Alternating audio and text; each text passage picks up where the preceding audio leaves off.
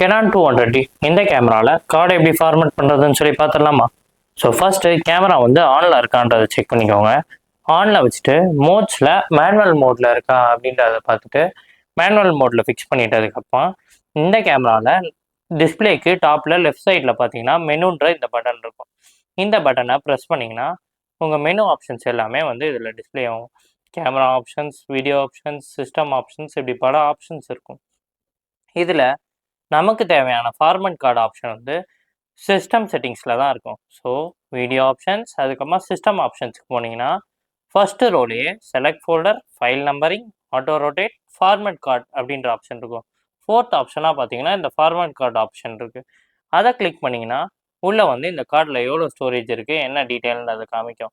If suppose இதுக்குள்ளே என்ன ஃபோட்டோஸ்லாம் இருக்குன்றதை செக் பண்ணோன்னா உங்கள் கேலரியில் போயிட்டு ஃபோட்டோஸ்லாம் செக் பண்ணிவிட்டு அதுக்கப்புறமா டெலீட் பண்ணிக்கோங்க. இல்லை இந்த ஸ்டோரேஜ் வேணான்னா பக்கத்தில் வந்து ஓகே அப்படின்ற இந்த ஆப்ஷன் இருக்கா. ஸோ இதை ப்ரெஸ் பண்ணிங்கன்னா ஆட்டோமேட்டிக்காக இந்த கார்டு வந்து ஃபார்மேட் ஆகிடும். தேங்க்யூ.